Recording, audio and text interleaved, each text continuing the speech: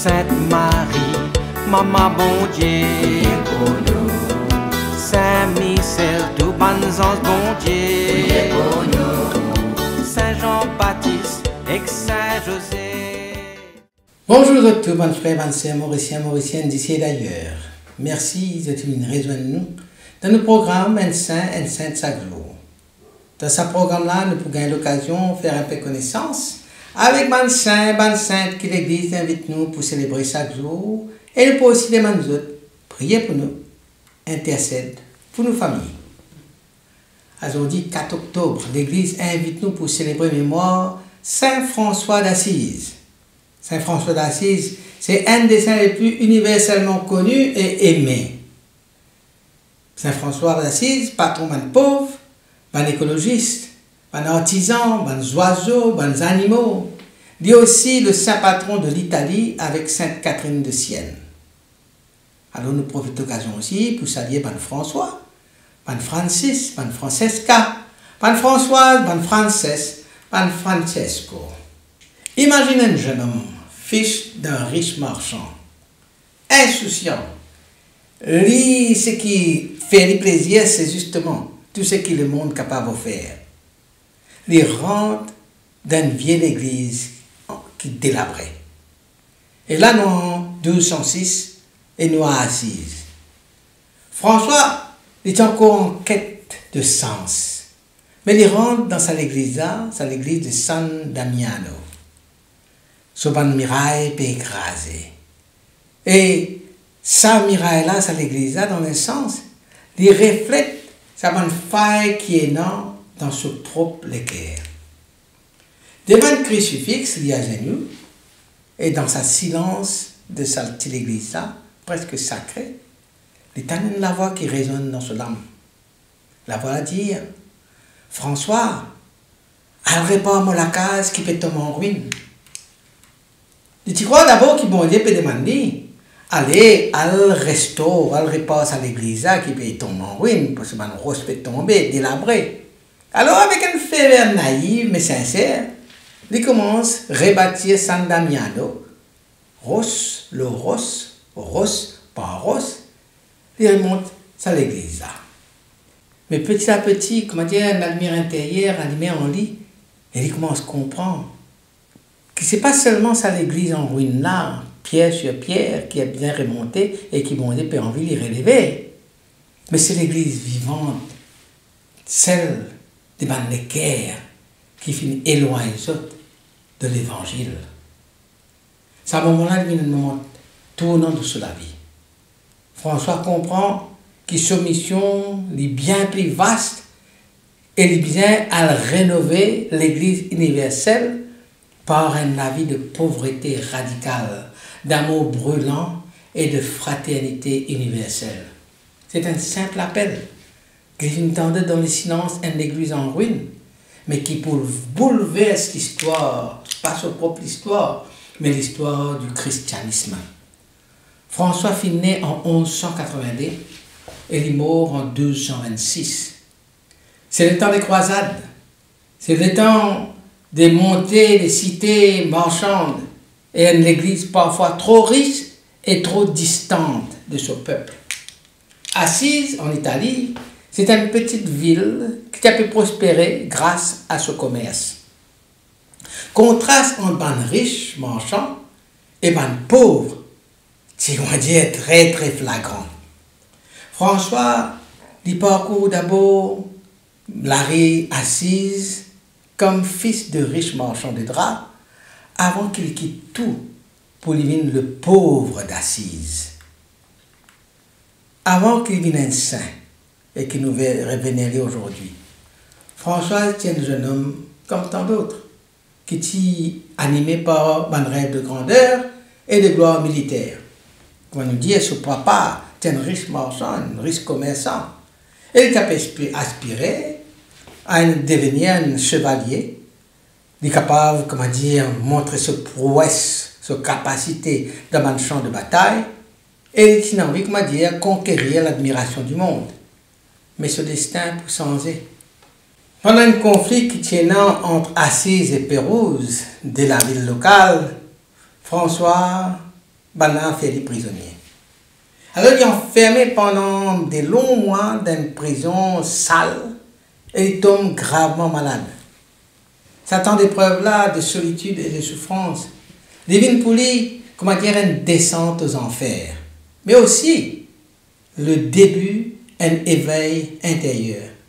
Il commence à remettre tout en question, le sens sur la vie, sur l'ambition, sur l'attachement. Il fait, comment dire, il passe, comment dire, par une crise spirituelle, douloureuse, mais qui peut porter du fruit. À ce retour, il n'était plus le même. C'était un autre dimanche insensé. Doucement, doucement, il commence à détacher devant le plaisir du monde et il met à la recherche de Dieu dans la prière, dans le silence et dans la rencontre avec les pauvres. De choisir de suivre le Christ pauvre et crucifié, non pas par devoir, mais par amour. Puis, de pouvoir faire un geste radical. Devant l'évêque d'Assise, et devant la foule qui est vraiment étonnée, François il renonce publiquement à l'héritage. Il déshabille net, il prend ce linge, il rend son papa, pour signifier qu'il n'est plus dépendant de son papa terrestre, mais il dépend tout de son papa du ciel. À ce moment-là, il pose un acte de libération totale, il fait, comment dire, un bond dans la foi. Avec quelques camarades, il fonde un petit groupe de frères et ils vivent dans la simplicité, dans la fraternité et l'annonce joyeuse de l'évangile.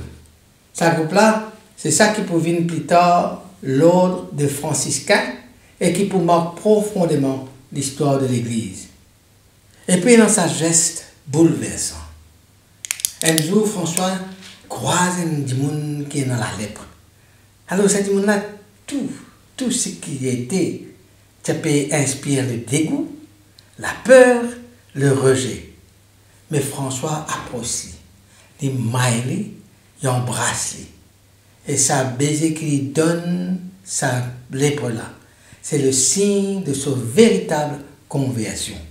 Il trouve bonté là que personne n'a jamais pensé pour rencontrer bon Dieu, dans la chair souffrante des plus exclus.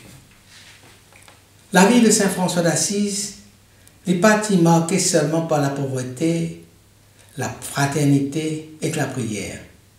Il est aussi traversé par des signes extraordinaires, par un miracle qui témoigne de son union intime avec bon Dieu et de son rayonnement spirituel. En septembre 1224, retiré dans la solitude austère à Alverne, François lui donne à la prière, à la contemplation, à la passion du Christ.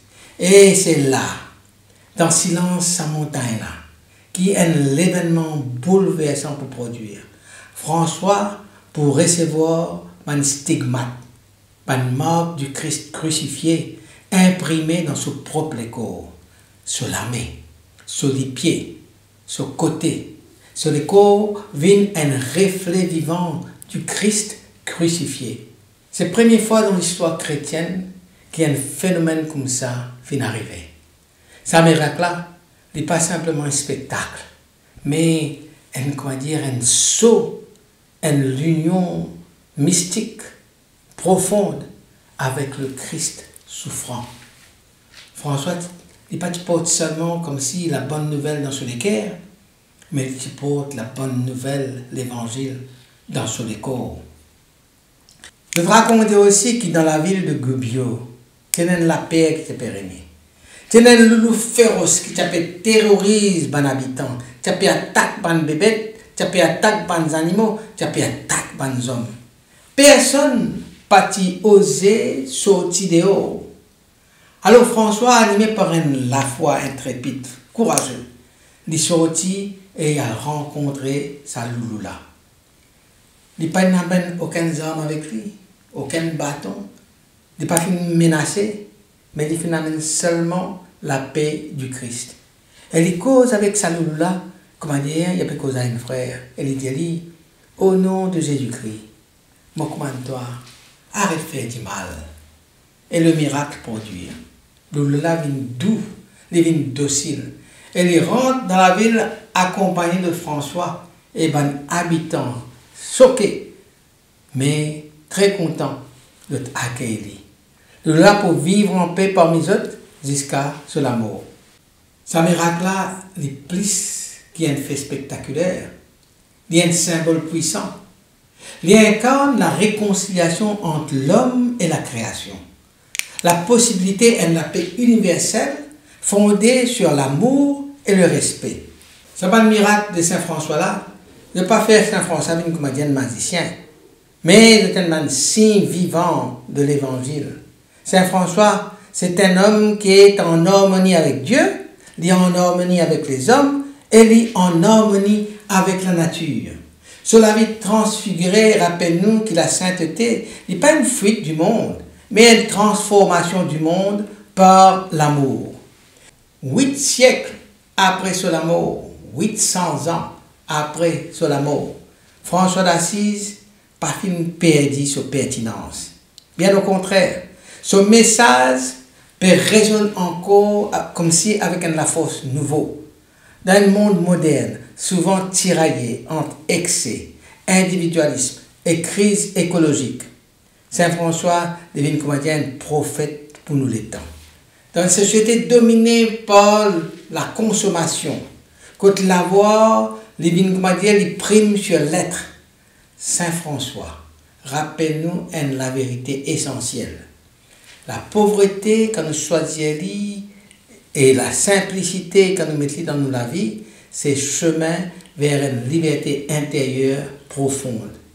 Ce n'est pas une misère, mais un dépouillement volontaire qui ouvre nous à la joie, à la paix, à la disponibilité. François invite nous pour découvrir le bonheur dans le peu. Pas bien grande affaire pour trouver le bonheur, dans le petit, à vivre avec moins pour nous capables, contents et donner davantage. Bien avant le débat contemporain qui est là aujourd'hui sur le climat, Saint François tu sens la beauté du monde dans ce célèbre cantique des créatures. Il trouve dans chaque élément de la nature, le soleil, l'eau, le feu, les animaux, bonne frère, bonne sœur, unis d'une même louange à Dieu. Son regard de la création, ce n'était pas un regard utilitaire ni dominateur, mais c'est un regard contemplatif et respectueux. L'incarne, c'est que le pape François appelle aujourd'hui dans son encyclique Laudato Si, une écologie intégrale, contre l'environnement, la justice sociale et la spiritualité sont indissociables. Dans un monde fracturé par un conflit, par une exclusion, par une miraille qui nous mettait autour de nous, Saint François inspire-nous pour vivre la fraternité universelle. Il y a le verbe lépreux, il y a le verbe pauvre, il y a le verbe musulman, il y a le verbe marginalisé. Y aller sans peur, sans jugement, mais avec un équerre ouvert. Sur l'exemple, pousse-nous pour dépasser une frontière sociale, religieuse et culturelle. Sur l'exemple, invite-nous pour reconnaître dans chaque être humain un frère, une sœur qui porte en eux une dignité sacrée. Aujourd'hui, sur l'esprit peut souffler de mon encyclique que le pape écrit, par exemple, Laudato Si, Fratelli Tutti, dans mon mouvement écologique, dans ma communauté engagée pour la paix et la justice. François n'est pas un saint du passé, il est la lumière pour nous présents, un guide pour nous l'avenir.